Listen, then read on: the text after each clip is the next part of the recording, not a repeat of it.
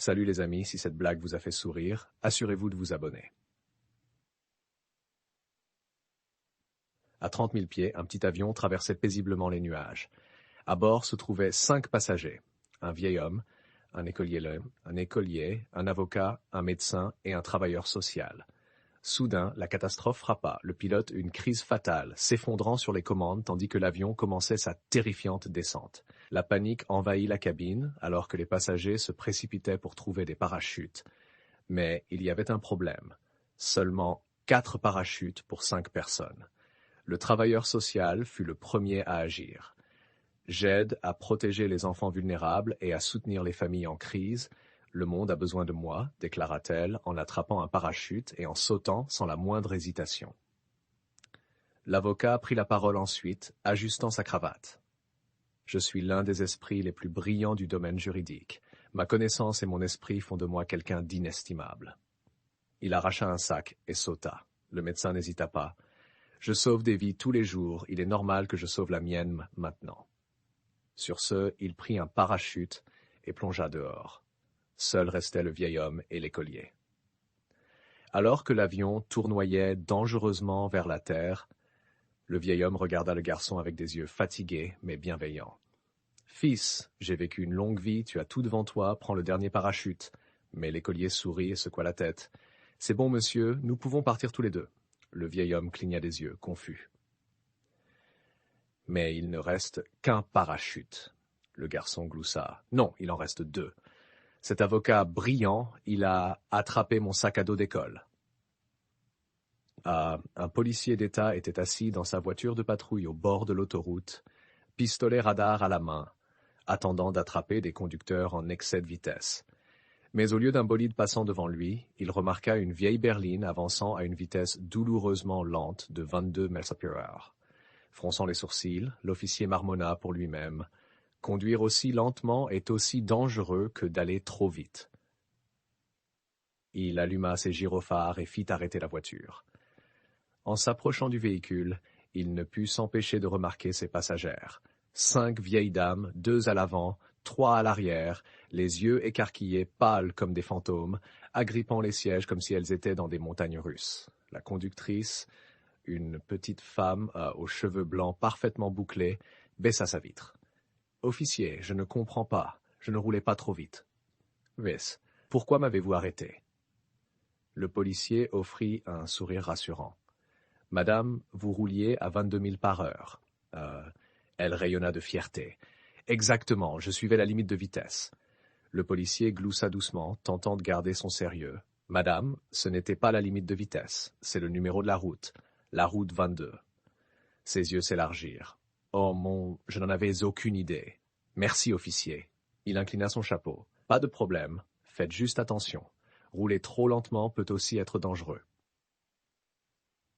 Alors qu'il tournait les talons, il jeta un œil aux passagères blêmes. « Madame, est-ce que tout le monde va bien dans la voiture? Elles ont l'air un peu secouées. » La vieille femme se pencha plus près, baissa la voix et murmura « Oh, elles iront bien dans une minute. Nous venons juste de sortir de la route 142. » Une blonde, désireuse de gagner un peu d'argent, décida d'essayer quelques petits boulots. Armée de détermination et d'un grand sourire, elle entra dans un quartier riche, frappant aux portes et offrant ses services. À la première maison, un homme bien habillé ouvrit. « Bonjour, je fais des petits travaux dans le quartier. Est-ce que vous auriez quelque chose à me confier ?» demanda-t-elle joyeusement. L'homme réfléchit un moment, puis dit « Eh bien, oui, vous pourriez peindre ma véranda ?» Elle fait tout le tour de la maison. La blonde hocha la tête avec enthousiasme. « Super! Pour 50 $, ça vous va ?»« Marchez !» répondit l'homme. « La peinture et les pinceaux sont dans le garage, servez-vous. » En refermant la porte, sa femme, qui avait entendu la conversation, leva un sourcil. Elle se rend compte que la véranda fait tout le tour de la maison. C'est un gros boulot pour 50 $. L'homme rit, elle devrait... Elle était debout dessus. Quelques heures plus tard, la sonnette retentit. La blonde se tenait là, quelques taches de peinture sur ses vêtements, mais un immense sourire. « Tout est fait !» annonça-t-elle. « Et il me restait un peu de peinture, alors j'ai mis 2 couches. » L'homme fut surpris, mais impressionné. « Waouh, c'était rapide. Laissez-moi prendre vos 50 $. » En lui tendant l'argent, la blonde ajouta « Oh, et au fait, ce n'est pas une Porsche, c'est une Ferrari. » Une blonde était aux anges lorsqu'elle acheta enfin sa première voiture neuve. Brillante, impeccable, parfaite. Elle avait hâte de la montrer à ses 2 colocataires blondes. Mais sur le chemin du retour, la catastrophe frappa. Une soudaine chute de grêle martela sa voiture, la couvrant de bosses. Frustrée, au bord des larmes, elle gara la voiture abîmée et appela le service après-vente.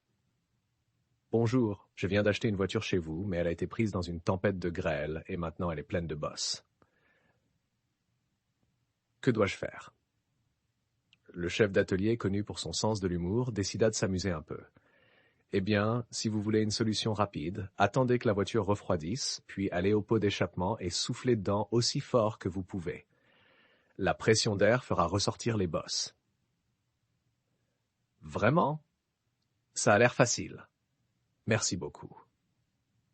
Une demi-heure plus tard, ses 2 colocataires rentrèrent et la trouvèrent agenouillée derrière la voiture, soufflant dans le pot d'échappement. « Qu'est-ce que tu fais ?» demanda l'une. « Je souffle pour faire ressortir les bosses. » Le gars du service a dit que ça marcherait, mais ça ne marche pas. Sa colocataire leva les yeux au ciel. « Oh, idiote, il faut d'abord fermer les vitres. » Spey, une infirmière expérimentée, discutait avec une jeune infirmière fraîchement arrivée. L'infirmière plus âgée se pencha et chuchota. « Tu as vu l'homme dans la chambre 14 ? Il a Tom tatoué sur son paquet. » La jeune infirmière répondit avec un sourire. « Il y a écrit Tomorrowland. » 2 équipes de bowling, l'une composée de blondes, l'autre de brunes, décidèrent de louer un bus à 2 étages pour un tournoi à Londres. Les brunes prirent place en bas et faisaient la fête. Au bout d'un moment, l'une d'elles remarqua « Hé, quelqu'un a entendu quoi que ce soit des blondes là-haut? C'est drôlement silencieux. » Curieuse, elle monta. Arrivée en haut, elle resta bouche bée. Toutes les blondes étaient assises, raides, les yeux grands ouverts, terrifiées. « Qu'est-ce qui se passe ici ?» demanda la brune. « On s'éclate en bas. » Une blonde tremblante répondit. « Ouais, mais vous avez un conducteur. » Un homme entra dans une concession automobile. « Bon après-midi, monsieur. Vous cherchez quelque chose de spécial ?» demanda le vendeur. « Ouais, je veux acheter une voiture pour ma femme. » Après quelques essais, le vendeur, visiblement déconcerté, finit par lui montrer un SUV. « Monsieur, cette voiture est incroyablement populaire. Presque tous les hommes qui viennent ici l'achètent pour leur femme. » Les yeux de l'homme s'illuminèrent. Vendu, un après-midi ensoleillé, une femme roulait sur l'autoroute quand soudain, tac, tac, tac, un pneu creva. Elle n'avait pas de roue de secours. Alors elle sortit 2 silhouettes en carton de son coffre et les plaça derrière sa voiture. 2 hommes nus en imperméable. Le trafic devint fou, klaxon, freinage, chaos. La police arriva. « Madame, qu'est-ce que c'est que ça ?» cria l'officier. Elle répondit calmement, « Ce sont mes feux de détresse. » 2 blondes sortirent d'un restaurant. « Oh non, on a laissé les clés dans la voiture. » Elles paniquèrent devant les clés sur le siège. « On doit trouver une solution, vite. Il commence à pleuvoir et le toit ouvrant est encore ouvert. » Un homme tournait dans le parking d'un centre commercial, frustré. « Seigneur, si tu m'aides à trouver une place, j'arrête de boire, je vais à la messe. » Une place se libère aussitôt. L'homme se gara, leva les yeux et dit « Laisse tomber, Seigneur, j'en ai trouvé une tout seul. »